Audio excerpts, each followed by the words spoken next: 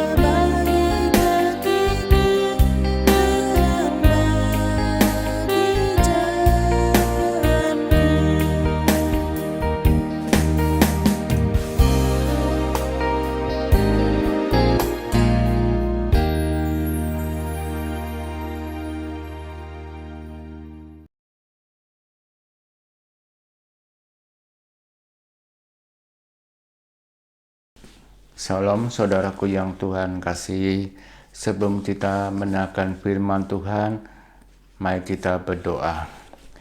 Bapa Surgawi, kami bersyukur Tuhan di sore ini kami dapat diberikan kesempatan untuk mendengar firman-Mu. Tuhan, tolonglah kami, bukakanlah hati kami untuk menerima firman-Mu ya Tuhan. Terima kasih Tuhan, di dalam nama Tuhan Yesus kami berdoa, amin. Saudaraku yang Tuhan kasihi, marilah kita membuka Alkitab kita dari Galatia 5 ayat 1 sampai ayat 15. Galatia 5 ayat 1 sampai ayat 15. Tetapi kita tidak membaca keseluruhan dari ayat ini, kita hanya membaca ayat yang pertama. Tetapi saya berharap kalian dapat membaca keseluruhan perikop ini secara pribadi, agar kita dapat mengerti dari konteks yang menjadi perenungan kita saat ini. Firman Tuhan di ayat yang pertama berbunyi, supaya kita sungguh-sungguh merdeka. Kristus telah memerdekakan kita. Karena itu, berdirilah teguh dan jangan mau lagi dikenakan kuk penghambaan.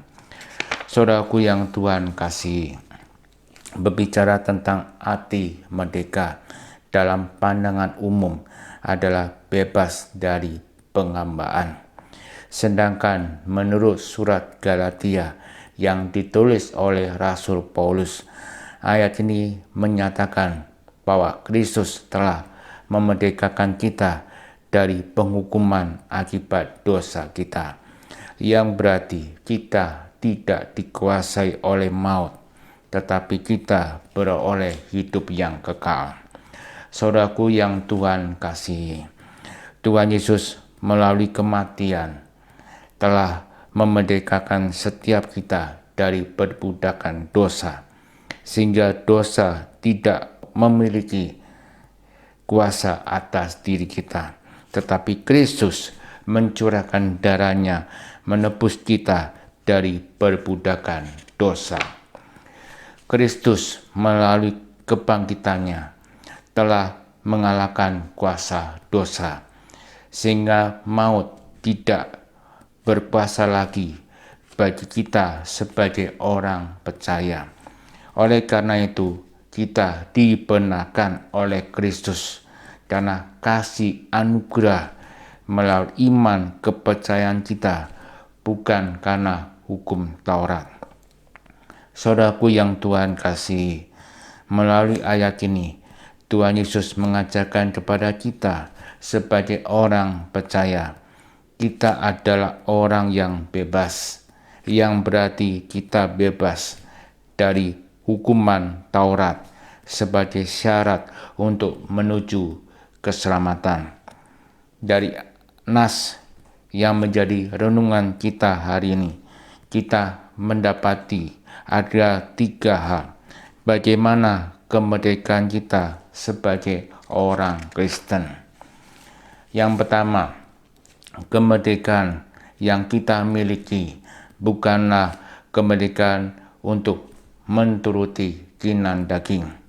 Saudaraku yang Tuhan kasihi, firman Tuhan menjelaskan kepada kita bahwa keinginan daging merupakan kelemahan manusia. Kelemahan ini akibat dari kejatuhan Adam di Taman Eden.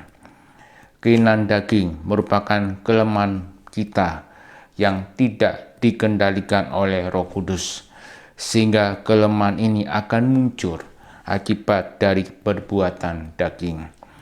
Yang kedua, kemerdekaan yang kita miliki bukanlah kemerdekaan untuk merugikan orang lain. Saudaraku yang Tuhan kasihi, menurut Galatia 5 ayat 13, kamu telah dipanggil untuk merdeka. Kata merdeka menurut ayat ini yang berarti untuk melayani Tuhan. Wujud dari kata merdeka dapat kita lihat dari hubungan kita dengan sesama. Mereka mengerjakan sesuatu dengan kasih agape. Kasih agape meliputi kesabaran, kebaikan, dan kelemah lembutan. Alkitab menasihatkan agar kita yang telah dimerdekakan tidak menyalahgunakan kesempatan untuk berbuat dosa, tetapi hendaklah kemerdekaan itu kita pakai untuk melayani sesama berdasarkan kasih agape. Yang ketiga, kemerdekaan yang kita miliki bukanlah kemerdekaan untuk mengabaikan hukum Taurat, tetapi kita diselamatkan oleh karena iman. Saudaraku yang Tuhan kasih, kita dimerdekakan untuk hidup sesuai dengan firman Tuhan.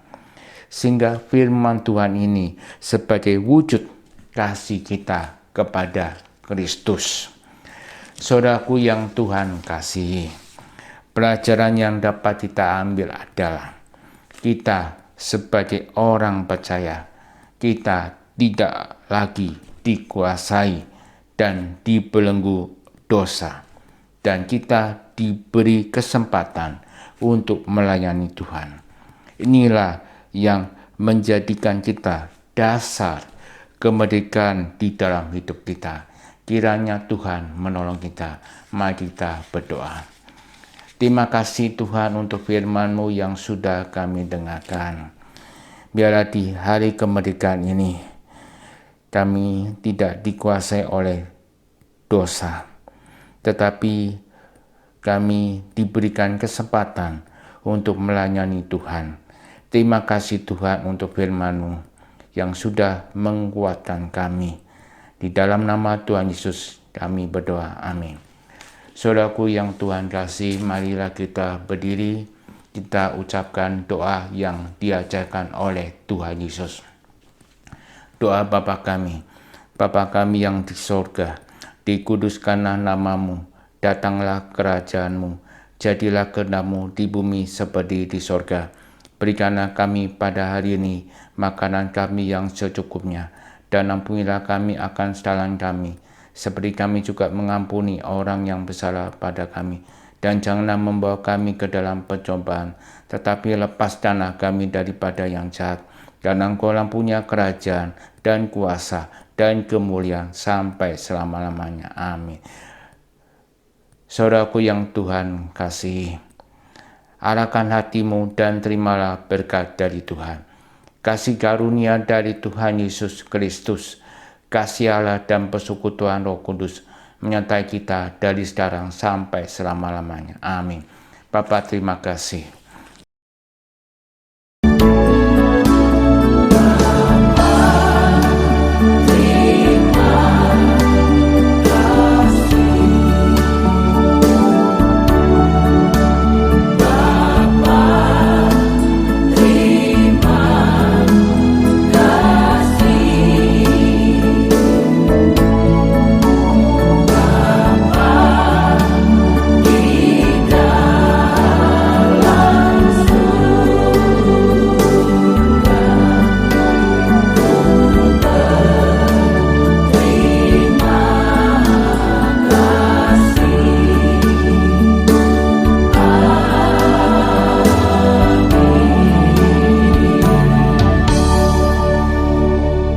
Silakan duduk. Kebaktian selesai saat teduh. Amin.